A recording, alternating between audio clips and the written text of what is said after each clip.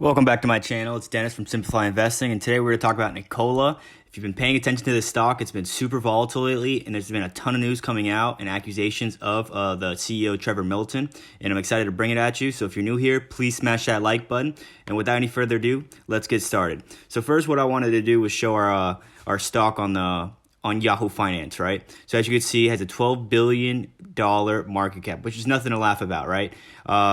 This stock has been all over the place. I have a chart right over here to show you the highest and the peak of where the market cap got to.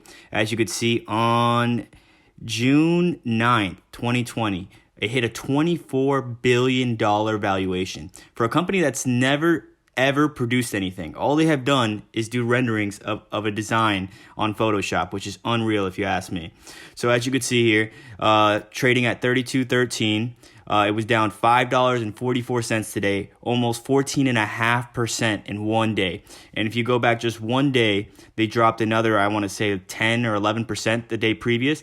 And all this was because of a short seller who came out with a short report and just absolutely obliterated the CEO and the whole company itself.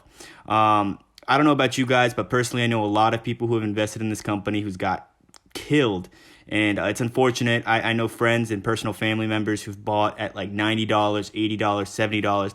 And it's really upsetting because most of these people are brand new investors. And the first stock they end up buying is NIkola, because when NIkola was shooting up, as you could see in this chart, I mean, it went from, as you could see, low 30s, and it just shot up to like 70, 80, and it just kept going up, and now it's getting slaughtered. Everyone just had FOMO and wanted to jump in, and now they're going to have to learn the lesson. And another thing I wanted to point out was look at the volume here. So today there's almost been 100 million shares exchanged hands. On the average day, it's 22.6 million. So there's a lot of panic in the stock. And all right, so next up, what I want to do is compare the NIkola market cap to different stocks that are also in the automotive industry that have actually made a profit and actually produce cars and actually sell cars, right? Because as we all know, NIkola has never made a car. They do have a few buyers. I think they got $36,000 in income, which is just sad. But like, for example, Ford, right? Ford is trading at a $27.8 billion market cap. Let's compare it to GM. Now, I'm not saying these are phenomenal companies with a ton of growth or nothing like that, but what I'm doing is comparing a company that actually produces cars to a company that doesn't produce cars and it's just a hype machine, which just comes out with these collabs and these new partnerships with different companies just to hype up the stock and push it up another 5-10% for them to profit, so when they sell the shares, they could become a little bit more wealthy. For example, again, GM, $43.59 billion. And if you know, GM was one of the people that they partnered with, NIkola.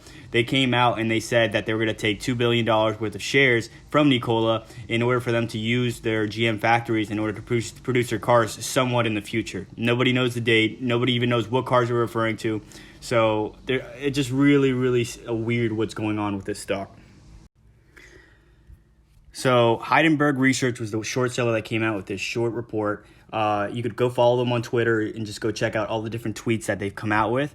I mean, some of these are really, really, really bad. I mean, we think Trevor, throughout dozens of outright lies, was able to form partnerships with one of the largest legacy auto companies in the world in their desperation to catch up to Tesla's EV leadership status. These partners did not do their homework, which I think sort of that is true, but I mean, these are very, very harsh accusations. I mean, like, read this, for example.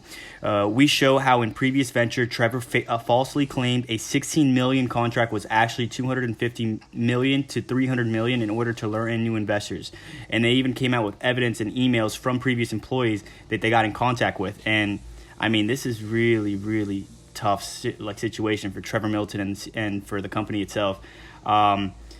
Again, we show with email proof how Trevor claimed to have extensive proprietary turbine technology in a legally binding contract, then simply bought it later from a company that actually made the component.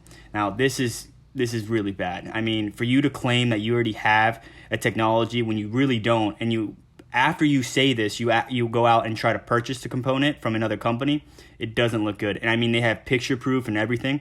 And this was one of the worst ones. So this is one of the ones that when they were introducing their truck, They came out and they said it was powered by hydrogen. And what they did was they zoomed in. You could see how it says zero emission hydrogen electric, right? And then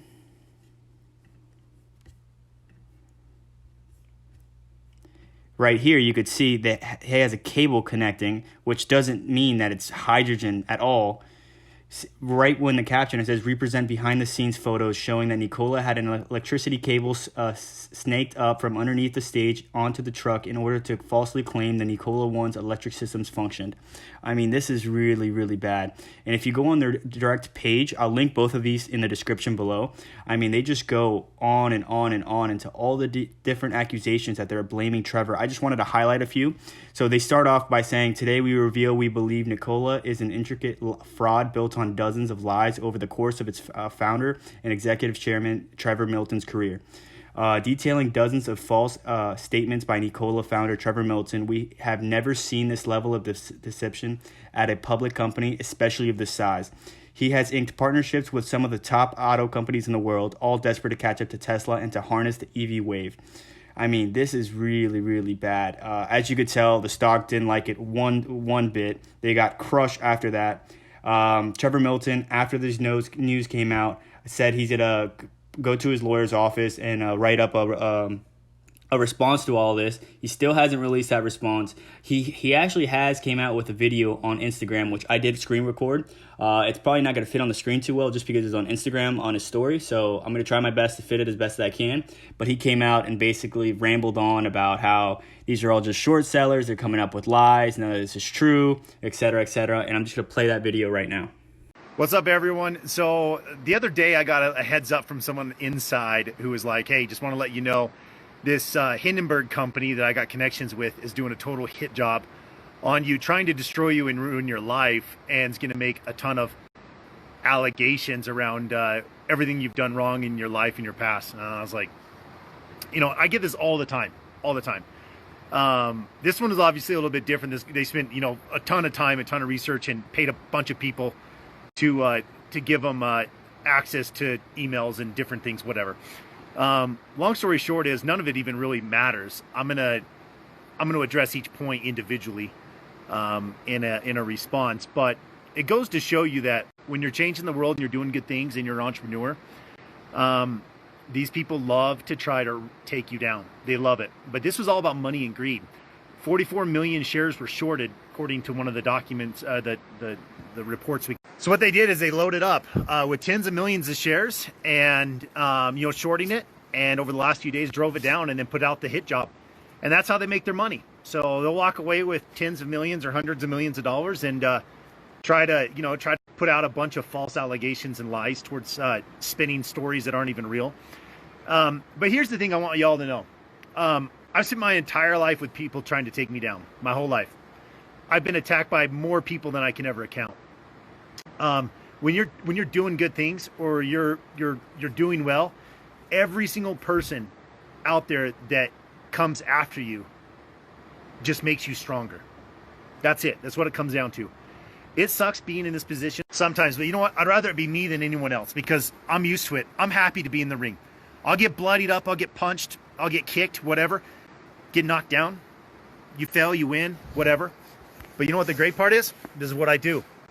I love it. So the more they come at me, the stronger it makes me. And the more that people end up loving us. So Hindenburg, thank you.